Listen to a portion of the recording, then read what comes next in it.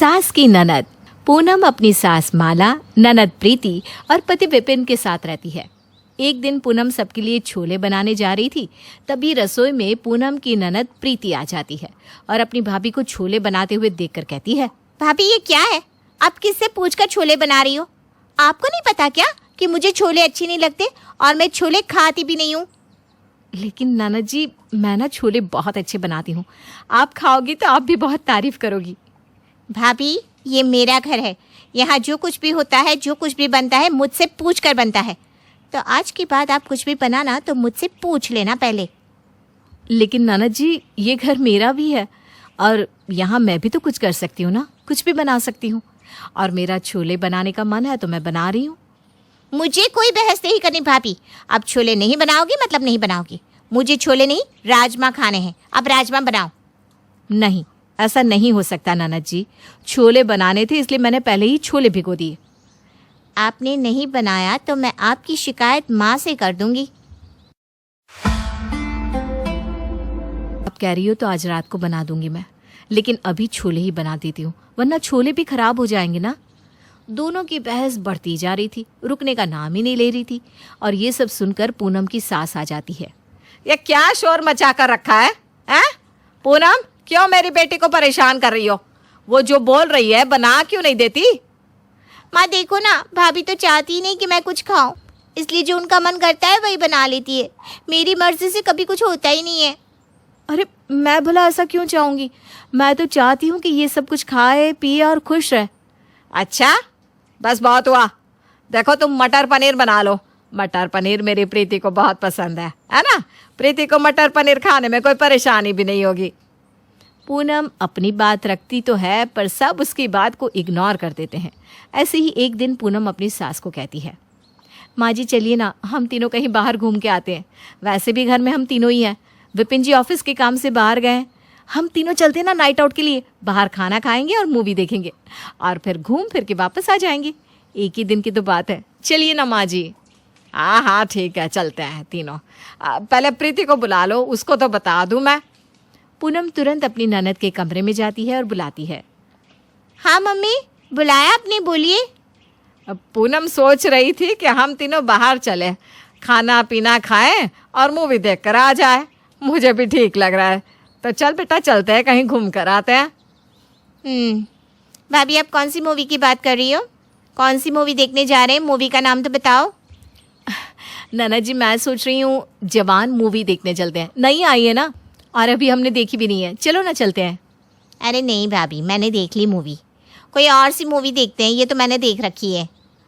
ननद जी आपने देख ली है, लेकिन हमने तो नहीं देखी ना, हमें भी देखनी है।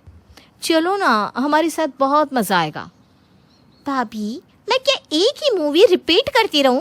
मैं नहीं जाऊंगी। कोई और सी देखनी है तो बोलो। माँ जी, ननद जी ने तो ये मूवी देख ली है, तो हम दोनों ही चले। मेरी बेटी नहीं जाएगी तो मैं भी नहीं जाऊंगी, और तू भी नहीं जाएगी पूनम। माला मूवी के लिए साफ मना कर देती है और फिर पूनम अपने कमरे में चली जाती है। कुछ दिनों बाद प्रीति टीवी देख रही होती है तो टीवी में स्कूटी के ऐड आने लगते हैं। ऐड को देखकर वो अपनी माँ और अपनी भाभी से बात करने चली आती है। माँ मुझे ना स्कूटी पसंद आई है, मुझे वही स्कूटी लेनी है। मेरी बेटी को स्कूटी पसंद आई है, चलो चलते हैं, लेकर आते हैं। कौन सी स्कूटी लेने जा रही है ननद जी, मुझे भी तो बताओ। मैंने ना टीवी में एक ऐड देखी है बैटरी वाली स्कूटी की, बहुत अच्छी चलती है, मुझे वही लेनी है। ननद जी, आप एक ऐड देखकर बैटरी वाली स्कूटी लेने की सोच रही हैं? बैटरी वाली ना इतनी अच्छी नहीं होती। आप एक्टिव ले लीजिए, और बैटरी वाली बिजली का बिल भी बहुत खींचेगी, और हमारा बिल तो वैसे ही बहुत आता है, आप तो जानती है ना। मुझे बैटरी वाली ही चाहिए। आप बीच में क्यों बोल रही हो? माँ को जब कोई एतराज नहीं तो आपको बिल की क्यों चिंता हो रही है? आप कौन सा बिल भरती हो? बिल तो भैया भरते हैं ना। बैटरी वाली महंगी भी आती है और एक्टिव सस्ती भी पड़ती है। देखो, एक्टिव लोगी तो आपका ही फायदा है, और बैटरी वाली में आपका नुकसान। आगे आपकी मर्जी। बहू तुझे क्या परेशानी है? अरे इसका जो मन करे वो लेगी, तू चुप हो जा। प्रीति मैं हूं ना, मैं दिलाऊंगी जो तुझे लेना होगा। चल बच्चा। ये सब पूनम को बिल्कुल भी अच्छा नहीं लगता। एक दिन पूनम अपनी सास के पास आकर कहती है, माँ जी, अभी मेरी माँ ने ना प्रीति के लिए एक बहुत ही अच्छे लड़के का रिश्ता बताया है। अगर आप कहो तो मैं अपनी माँ से कहकर प्रीति की शादी की बात आगे चलाऊं? इतने भी क्या जल्दी है शादी की? अभी छोटी ही तो है मेरी प्रीति। शादी का क्या है, वही जानी है आज नहीं तो कल। माँ जी, ये तो आप अपना और मेरा दिल रखने के लिए कह रही हो, वरना ये तो आपको भी पता है कि ननद जी इतनी भी छोटी नहीं है कि उनकी शादी ना की जा सके। हाँ, हो भी गई है उम्र, तो मैं अभी नहीं करवाना चाहती अपनी बेटी की शादी। और मैं अपनी बेटी के लिए अपनी पसंद का लड़का देखूंगी जो लाखों में एक होगा। अरे माँ जी, आप इस लड़के से मिल तो लो। आपको ये लड़का लाखों में तो क्या करोड़ों में एक लगेगा। बिल्कुल हीरा है, हीरा। बहू ना, तू बेफालतू की जिद मत किया कर मेरे आगे। जब मुझे अपनी बेटी की शादी करनी होगी तब मैं कर दूंगी। तुझे इतना सोचने की जरूरत नहीं है। माँ जी, मैं तो बस ननद जी के लिए बोल रही हूँ, इसमें मेरा कोई स्वार्थ नहीं है। हाँ, तो तेरा कोई स्वार्थ नहीं है ना, तो चुप रह। पता नहीं क्यों इतना दिमाग चलाती है। मेरी बेटी की शादी के बारे में तुझे सोचने की कोई जरूरत नहीं है। पूनम को अपनी सास की बात काफ़ी चुभती है और कुछ दिनों बाद वो अपने मायके अपनी माँ नीलम से मिलने के लिए आती है। माँ कहती है, बेटा इतने दिनों बाद आई, सब ठीक तो है ना तेरे ससुराल में? हाँ माँ, वैसे तो सब ठीक ही है, लेकिन मैं बस अपनी ननद से परेशान हो जाती हूँ। ननद से परेशान? अब क्या किया तेरे ननद ने? अरे माँ, क्या बताऊँ, मेरी सास ना मेरी ननद की शादी करवा रही है और ना ही उसके लिए कोई लड़का देख रही है। तो क्या हुआ? अपनी बेटी की शादी के अरमान हर माँ बाप के होते हैं। उन्हें जो ठीक लगेगा वही करेंगे ना। नहीं माँ, बात बस इतनी होती ना तो मुझे इतना बुरा नहीं लगता। मेरे घर में मेरी तो आज तक नहीं चली, बस हर वक्त ननद की चलती है। घर के खाने से लेकर कोई गाड़ी लाने तक हर चीज़ में मेरी सास बस मेरी ननद की ही सुनती है। मैं तो बस खाना बनाने के लिए हूँ घर में, मेरी कोई सुनता तो है नहीं। तो ये बात है। तूने वो कहावत सुनी होगी ना, चोर चोरी से जाए लेकिन सीना जोरी से नहीं। तो अब एक काम कर, अपनी सास की ननद को बुला ले और ये सब बता। बाकी सब वो खुद देख लेगी। अपनी माँ की बात सुनने के बाद पूनम वापस अपने घर जाती है और अपनी सास की ननद को फ़ोन करके सारी बात बताती है। दरवाज़ा खटखटाने की आवाज़ आती है और दरवाजे की दस्तक देख माला दरवाज़ा खोलती है।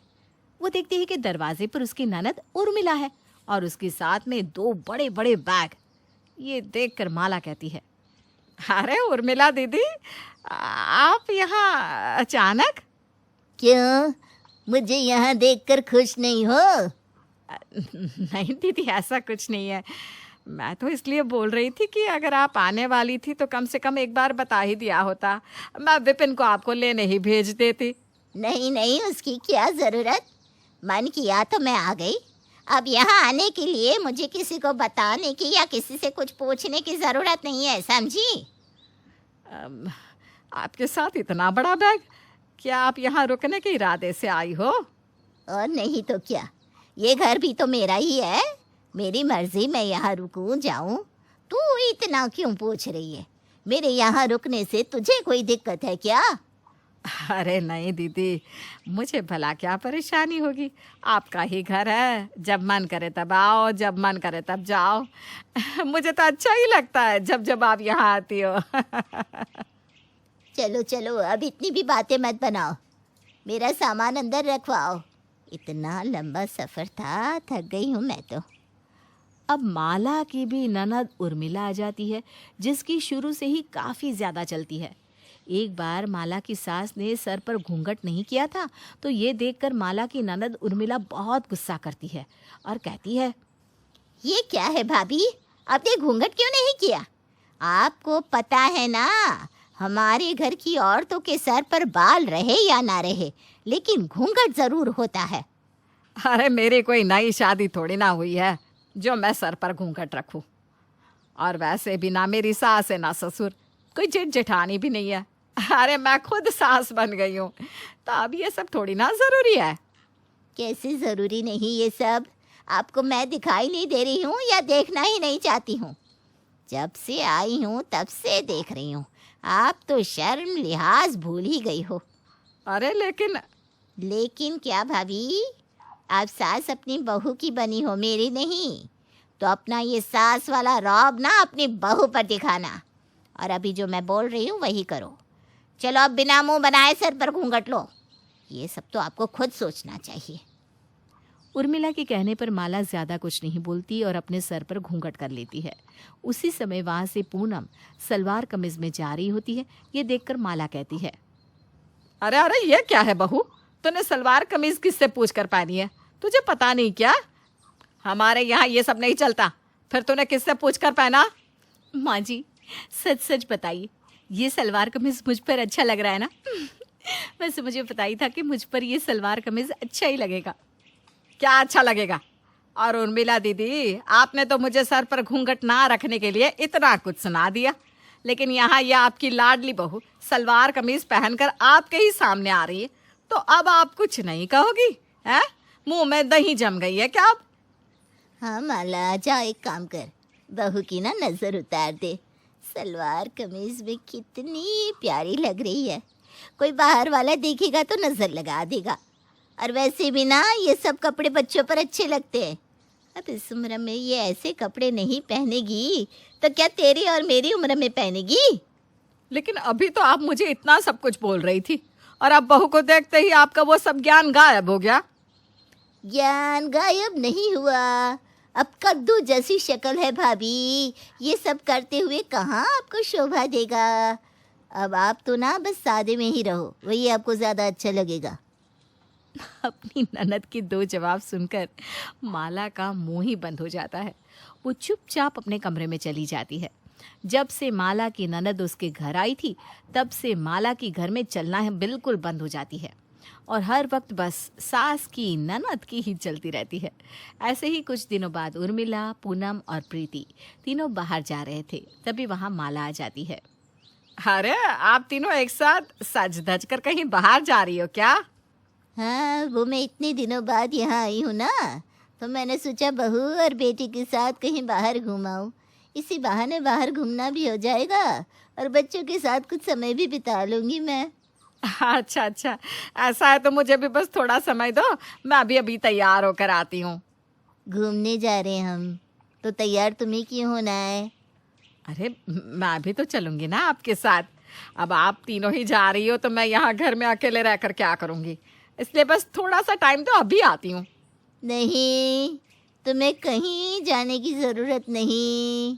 अरे तुम चली जाओगी तो घर का काम कौन करेगा? यहीं रहो तुम और घर का काम करो, हम जा रहे हैं। तीनों बाहर घूमने चले जाते हैं और तब माला को बहुत अकेला महसूस होता है। वो खुद से बात करते हुए कहती है, आज मेरी ननद मेरे घर आई है और बस उसकी ही चल रही है। तब मुझे अपनी बहू के दुख का अंदाज़ा हो रहा है। मेरी बहू भी ऐसे ही खुद को न जाने कितनी बार अकेला समझती होगी। माला को बिल्कुल भी अच्छा नहीं लग रहा था, क्योंकि उसके ही घर में उसकी नहीं बल्कि उसकी ननद की चल रही थी। एक दिन खाना बहुत बच गया तो उर्मिला माला को बुलाकर कहती है, क्या है? खाना इतना सारा कौन फेंकता है? अरे दीदी, ये खाना तो बहू ने बनाया है, उससे शायद गलती से इतना खाना बन गया होगा।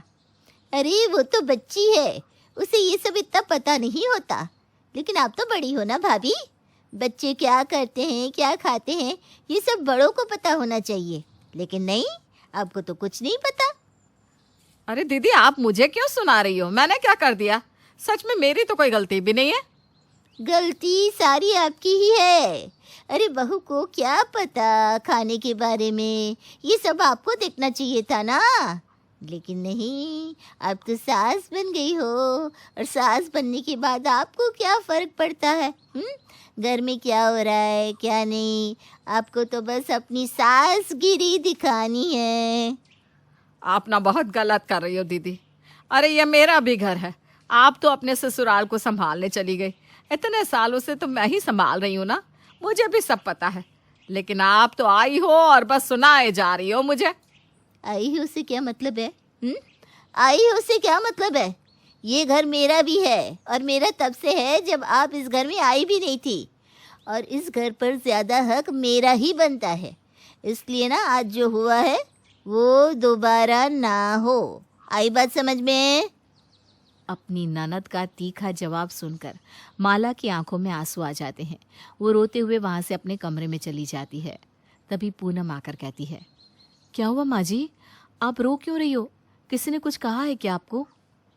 बहू मुझे माफ कर दे, मैंने तेरे साथ बहुत गलत किया है। जब अपने ही घर में हमारी ना चले और हमसे ज्यादा हमारी ननद के चले तो बहुत बुरा लगता है, और ये मुझे पता चल गया है। कोई बात नहीं माँ जी, यही तो जिंदगी है और जिंदगी में उतार चढ़ाव चलते रहते हैं। अब हम किसी एक ही बात को लेकर बैठ जाएंगे तब तो हमारी जिंदगी की गाड़ी रुक जाएगी, है ना? आप रोना बंद कर दो प्लीज माँ जी।